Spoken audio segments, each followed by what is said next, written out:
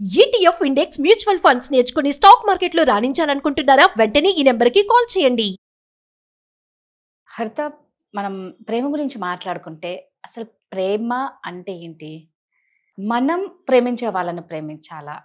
మనల్ని ప్రేమించాలి అంటే ఎట్లుంటదంటే, ముఖ్యంగా అమ్మాయిల విషయానికి వస్తే అఫ్ కోర్స్ అబ్బాయిలు కూడా ఉండొచ్చు, బట్ అమ్మాయిలు ఉంటారు ఎక్కువ మంది. ఆ అమ్మాయి కోసం అవతల ఎంత మంది ఒక సిన్సియర్ అబ్బాయి పిచ్చిగా ప్రేమిస్తున్నా వాడిని చూస్తేనే ఇరిటేషన్ వస్తుంది. వీడు ఎంత పెద్ద అంటే వాడు ఒక ముగ్గురు నలుగురు అమ్మాయిలతో పోయినా ఇది మాత్రం వాడి చుట్టే తిరుగుతూ ఉంటది. అదే అందుకే అంటారు, మనం ప్రేమించాలి కాదు మనల్ని ప్రేమించాలని పెద్దవాళ్ళు చెప్తే మనకి ఎక్కదనమాట. అలాంటి వాళ్ళు చాలా మంది లైఫ్ స్పాయిల్ చేసుకున్న వాళ్ళు ఉన్నారు.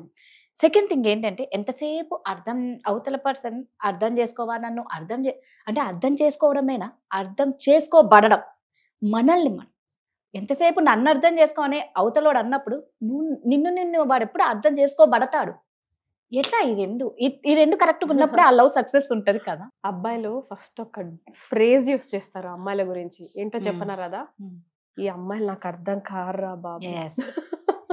Yes or no? Not just one.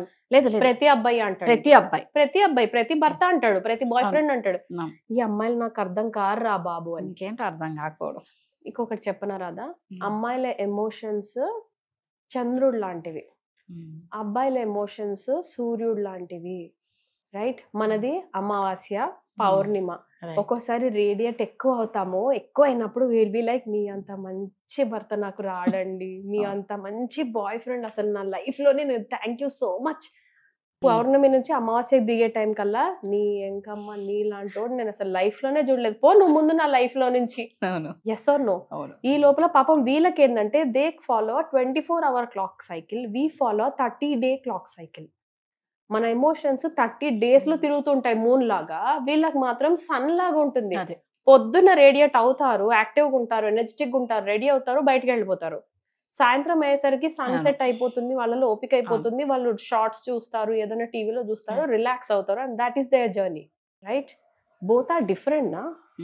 అందుకే మనం వాళ్ళకి అర్థం కాము, వాళ్ళు మనకి అర్థం కారు. ఎవరికెవరు అర్థం కాదు. దేర్ ఇస్ అ బుక్ రాదా, men are from Mars and women are from Venus అని. మధ్యలో మనందరం ఇటువైపు వాళ్ళు, ఇటువైపు ప్లానెట్ నుంచి అమ్మాయిలు, ఇటు ప్లానెట్ నుంచి అబ్బాయిలు వచ్చి ఎర్త్ లో ఉంటే ఎలా ఉంటుంది అని రైటర్ రాయడం మొదలు పెడతాడు book. It is so beautiful.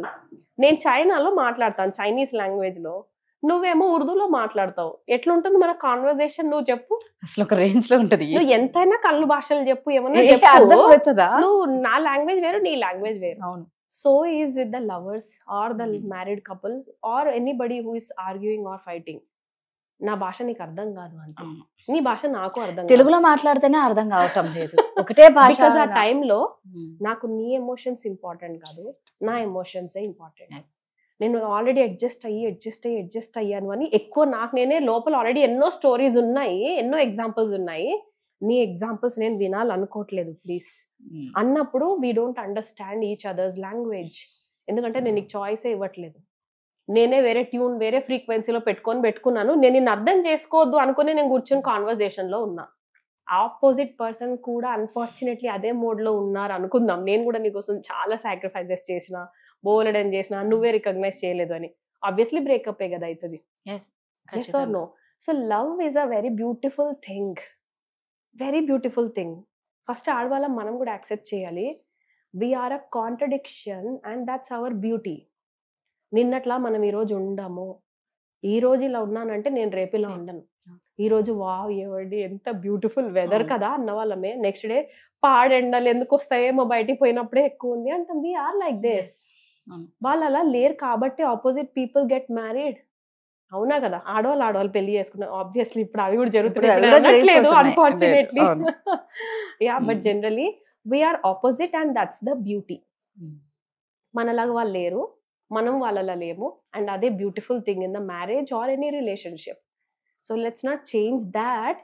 కాకపోతే లవ్ని మనం ఎలా హ్యాండిల్ చేసుకోవాలో ఆలోచించుకోవచ్చు. గివింగ్ మోర్ టైం, ఎక్కువ టైం. ఎవరైనా సరే ఏమడుగుతారు, కంప్లైంట్ ఎక్కడిస్తారు? నా మాటలు విననీకి నువ్వు లేవు, నా బాధ నేను చెప్పుకునేటప్పుడు నువ్వు లేవు, నువ్వు ఏడికిపోయినావు ఆ టైంలో. అదే కదా ఫస్ట్ రీజన్. నువ్వు నాకు అప్పుడు అంత టైం ఇచ్చేటోడు, ఇప్పుడు ఎందుకు ఇస్తలేవు? ఇది రీజన్ ఉంటుంది. So manage it. Married couple అని నేను అనట్లేదు, ఎవరైనా సరే రిలేషన్షిప్ లో ప్రేమించాలంటే ఫస్ట్ కమిట్మెంట్, లైఫ్ లాంగ్ నేను ఈ పర్సన్ కి ఇంత టైం ఇస్తాను, make a decision and then make the decision right. ఎలాంటి వాళ్ళన్నా పెళ్లి చేసుకోవచ్చు, నో ప్రాబ్లం. ఇప్పుడు అమ్మాయిలు ఏం చేస్తారంటే పర్ఫెక్ట్ మనిషిని వెతుకుతారు, బ్యూటిఫుల్ హ్యాండ్సమ్, ఎక్సలెంట్ హ్యాండ్సమ్. అబ్బాయి కూడా అంతే, బ్యూటిఫుల్ అమ్మాయి కావాలి మ్యారేజ్ కి, ఆస్తిపాస్తులు బాగుండాలి, కట్నాలు ఎక్కువ ఇచ్చే తండ్రి ఉండాలి ఆ అమ్మాయికి, ఫారెన్ ట్రిప్స్కి వెళ్ళే అబ్బాయి ఉండాలి, అండ్ అన్ని చూసుకుంటారు. విదిన్ 1-2 years వెళ్తారు కోట్ల చుట్టూ. This is because they are not making the decision right. నేను పెళ్లి చేసుకునేటప్పుడే ఈ మనిషి నా లైఫ్ లోకి వస్తున్నారంటే లైఫ్ లాంగ్ నేను కమిట్మెంట్, లైఫ్ లాంగ్ కమిట్మెంట్. అది అవతల వాళ్ళు ఎంతవరకు ఇస్తారు అన్నది నాకు అనవసరం. నేనేమి ఇస్తాను, రోజు మొత్తంలో కనీసం 10 నుంచి 15 నిమిషాలు మాట్లాడతాను, ఎలా ఉన్నా సరే వాళ్ళ కోసం నేను ఎంత ఉన్నా నేను వండి పెడతాను. సమ్ కమిట్మెంట్, ఇవి నా కమిట్మెంట్స్ చెప్తున్నా ఇక్కడ. I will not leave you. పెళ్లి టైంలో ఇవే కదా మంత్రాలు చెప్పేది, ఎందుకు పెడతారు రాధనా? పెళ్లి ఎందుకు అంత పెద్ద ప్రొసీజర్? మన ఇండియన్ దాంట్లో ఫారెన్ లో ఒక రింగ్ ఎక్స్చేంజ్ చేసుకుంటారు, కిస్ పెట్టుకుంటారు. మన దగ్గర ఎందుకు అంత పెద్దది పెడతారు? This is a big commitment. No, వస్తాయి ఒడిదుడుగులు, వస్తాయి కొట్లాట్లు, వస్తాయి, ఏడుస్తాము, అరుస్తాము, కొట్టుకుంటాము. ఎందుకంటే పిల్లలు వస్తారు, పిల్లలు వచ్చాడు ప్రెగ్నెన్సీ డిఫరెన్సెస్ వస్తాయి, ప్రెగ్నెన్సీ టైంలో నువ్వు బ్లేమింగ్ లోనే కనబడతారు అవతల వాళ్ళు. That will happen. A relationship లో అయినా ఉంటాయి అట్లాంటివి. మూడో వ్యక్తి వస్తూనే ఉంటారు, ఏదో కామెంట్ చేస్తూనే ఉంటారు. నువ్వు ఎలా డీల్ చేస్తున్నావు అన్నది కదా important. So it's on us Radha. నన్ను అడిగితే ఎప్పుడు కూడా ప్రేమని బాగా ఇద్దాం, ఇంకా వాళ్ళకి చాయిస్ ఏం ఉండొద్దు, ప్రేమించడం తప్ప. ఇంకా తిరిగి ఇంకా అరే నేను కూడా ప్రేమించాలి అన్నంత చాయిస్ తప్ప ఇంకేం వదిలిపెట్టకండి, రైట్? అమ్మాయిలకు కూడా ఒకటి చెప్తాను, don't choose the beauty, right? అందం చూసి పెళ్లి చేసుకోవద్దు. అందం చూసుకొని పెళ్లి చేసుకున్న వాళ్ళు 2-3 రోజుల్లో నేను చూస్తున్నాను. ఎన్ని రోజులు అందం పోతుంది రాదా? మా అయితే గట్టిగా అయితే 4-5 ఏళ్ళు తర్వాత హస్బెండ్ కి హెయిర్ ఉండదా, వైఫ్ కి ముట్టు ఇవన్నీ రావా, రింకల్స్. బ్యూటీని బేస్ చేసుకొని పెళ్లి చేసుకున్నారంటే బ్యూటీ వెళ్ళిపోయిందంటే ఈ రిలేషన్షిప్ కూడా వెళ్ళిపోతుంది. So don't choose beauty, choose hearts. వాళ్ళ మనసును చూసే పెళ్లి చేసుకోండి, లేదా ఆ రిలేషన్షిప్ ని చూస్ చేసుకోండి. వన్స్ చేసుకున్నామంటే భూమి బద్దలనే ఇంకా అదే మనిషి, అంతే. అడ్జస్ట్ అవ్వండి. అడ్జస్ట్ అవ్వడం కూడా ఏదో పెద్ద కాంప్రమైజ్ అవుతున్నా అన్నట్టు చూపిస్తారు. You don't have to feel compromise. వాళ్ళు నాకు చాలా ఇంపార్టెంట్ కాబట్టి ఈ టైంలో కాంప్రమైజ్ అంటే ఏముంది, నాకు అనిపించిన చాయిస్ కంటే నీకు అనిపించిన చాయిస్ ని నేను చూస్ చేసుకున్నాను.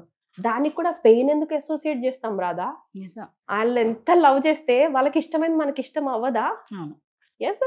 అందులో అల్టిమేట్ గా ఏంటంటే మనం ప్రేమించే వాళ్ళ కన్నా మనల్ని ప్రేమించే వాళ్ళ దగ్గర నుంచి చాలా హ్యాపీనెస్ ఉంటుంది. Choose that person, life long బాగుంటుంది. చాలా ప్రేమించే వాళ్ళని చేసుకుంటే లైఫ్ లాంగ్ బాగుంటాం, చాలా బాగుంటాం, రైట్? ఎందుకంటే వాళ్ళు మనల్ని ఎలా ఉన్నా సరే వాళ్ళు యాక్సెప్ట్ చేసేసారు. అందుకే instead of choosing the beauty, instead of choosing the beauty, choose these people better. Right. Once you got married or relationship, make a decision and make it right. అంతే, తీసుకున్నామంటే దాన్ని సరి చేసుకొని వెళ్ళిపోండి అంతే. Yeah. Thank you.